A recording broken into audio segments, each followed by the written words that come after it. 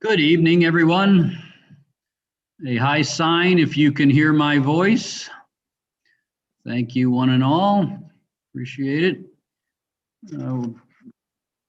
We are in the work session portion of our meeting.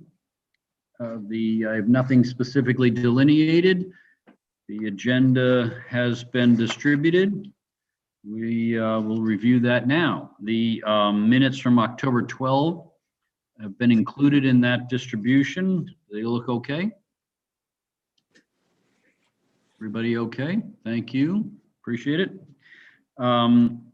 We have, of course, on our agenda hearing from citizens, but we have no comments that have been submitted.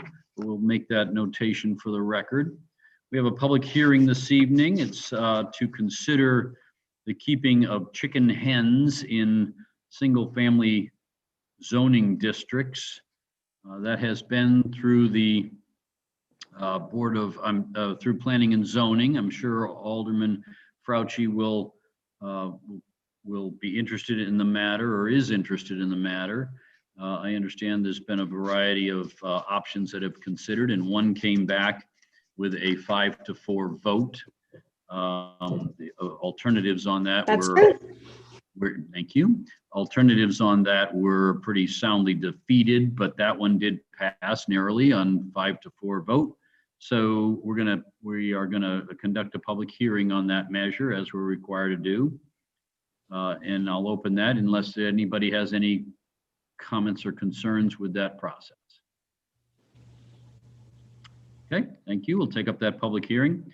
Under the topic of appointments, I'm going to seek your support as previously announced for the appointment of Kip Underwood to the Public Works Commission. Alderman Mortland has I've discussed this matter with him. He wholeheartedly supports Mr. Underwood. He is an engineer with pretty substantial business experience. His materials have been distributed to you. I've received no comments, questions, or concerns regarding Mr. Underwood, so I would appreciate a vote on him this evening. Are everyone ready to proceed? I am, Mayor, but that was Alderman Holman that did the interview. Good, thank you. Yes. Thank you. He's going to be a good addition to our Public Works Commission, I feel. We also had, as you saw, or I believe you've seen, the resignation of Andy Kuchin from Planning and Zoning. And Alderman Frautschi and others have discussed this with me. We held off, as you'll recall, on the reappointment of Mr. Kuchin to, he's our vice chairman, to Planning and Zoning when we approved the other members this fall, late summer, early fall. And as I discussed with Alderman Frautschi, that's the right thing to do. We knew Mr. Kuchin has put his house on the market. I don't know when he's leaving town, but it is it's seemingly imminent. And so we did not approve him for a new term, but rather just let him stand and serve. He's a very productive and contributory member of the Planning and Zoning Commission, and I wanted to receive the benefit of his contributions thus far. He also, and Alderman Frautschi may have some points on this, that he also worked on some of the subcommittees that I think it was sign regulations or something like that, that he was very participatory in. And so he served, and now he has submitted his resignation. I am going to have, Madam Clerk, have you distributed the application No, sir, but I can distribute it after this meeting. So I am prepared to, I received an application from an individual that is known to most people in this town, and certainly known by virtue of his service on the Planning and Zoning Commission for many, many years as a aldermanic liaison. And I'm prepared to seek your support in 2 weeks' time for interview, and then subsequently a vote for the appointment of Fred Malin Smith, former Alderman Malin Smith, to the Planning and Zoning Commission. He served as the aldermanic liaison for many, many years to that commission and is a thoughtful and considerate, was a thoughtful and considerate member. And I'm very proud to support him in seeking that position going forward. But that's just an announcement. It'll be taken up, or he will be available for interview on November 9th. Then we're on unfinished business. The fence regulation legislation supported as by the board as a whole. I believe Alderman Whitmire and Holman have worked on a substitute. Discussion?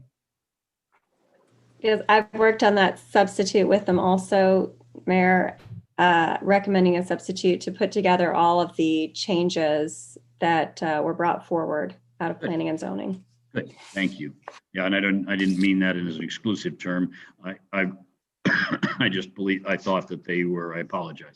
I thought they were bringing forth a substitute, but I'm glad that everyone was working together and that they had the benefit of your experience from planning and zoning. So if with the board's consent, we'll take that matter up on second reading today. Everybody ready? Item number 2 on our agenda is the sponsored by Alderman Allen, Benegas, Fauci, Holman, Hughes, Mortland, and Whitmire. I believe that it was not Alderman Weezahan, you did not want to participate in that, and that's the reason it's not as a board as a whole. Is that right, sir? Yeah, thank you. So that's on second reading, and it deals with PDDs and more generally known as special zoning districts. Everybody ready to proceed on that this evening? Alderman Fauci. Mr. Mayor, as I texted you earlier today, I would like to ask for a continuance on that matter.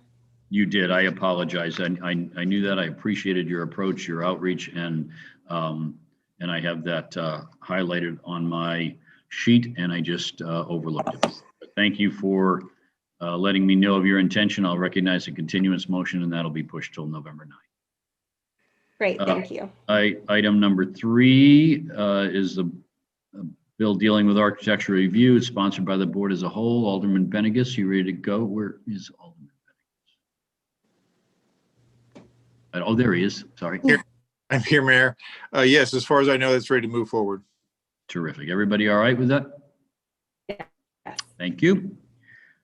Next item is also sponsored by the board as a whole. It deals with the distribution of the CARES Act funding.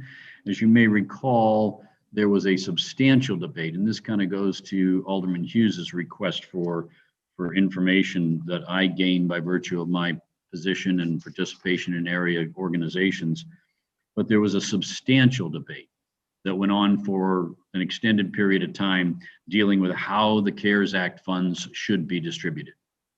The St. Louis County and I believe Jackson County are probably the only 2 counties in the state that were of certain size and that they received their dollars directly from the federal government. The rest came from the state of Missouri through the federal, from the federal government to the state and then out to the county.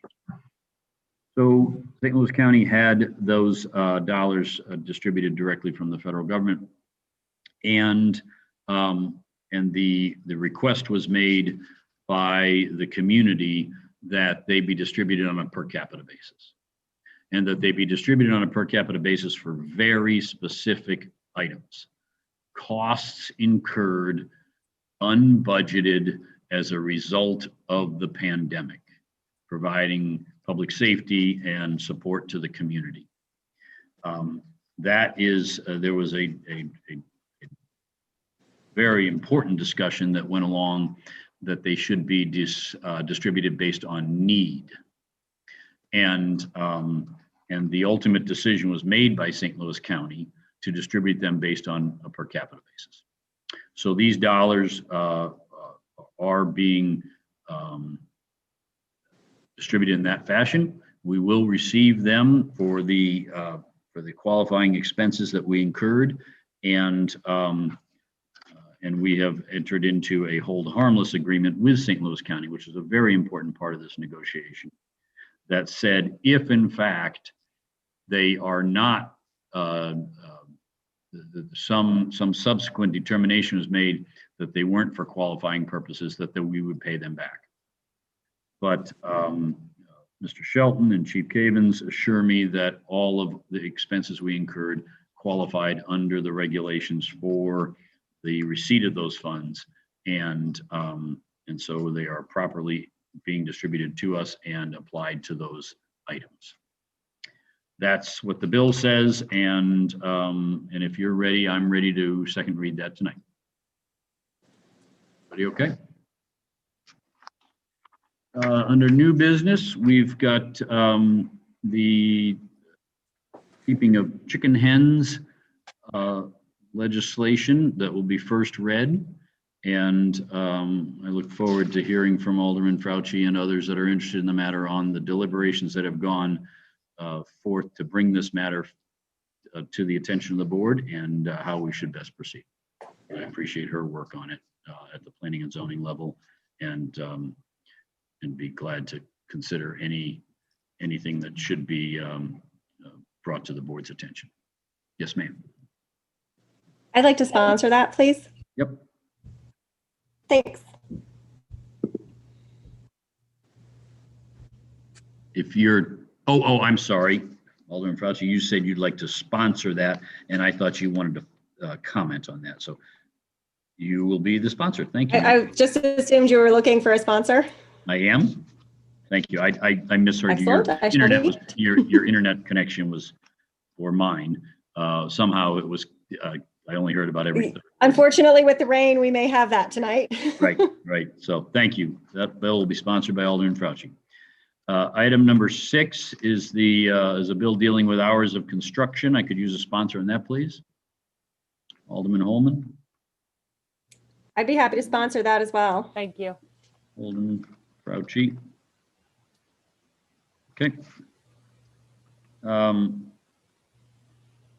And we are on our warrant list. It's in the amount of $207,088.43. Mayor Dalton. I don't know if she's on your screen, but Alderman Hughes looks to be trying to get your attention. I'm sorry, I was on mute. I apologize. Yep. For item number 6, I intend to propose an amendment at the second reading on 11-9 to prohibit construction on Sundays. Okay. Please visit with the sponsors on that, and if you can work that into, we can either handle it by amendment or by substitute, but we'll take it up on November 9th. Thank you for letting us know of your concerns. How's the warrant list look? Everybody okay? We good? Great. We've got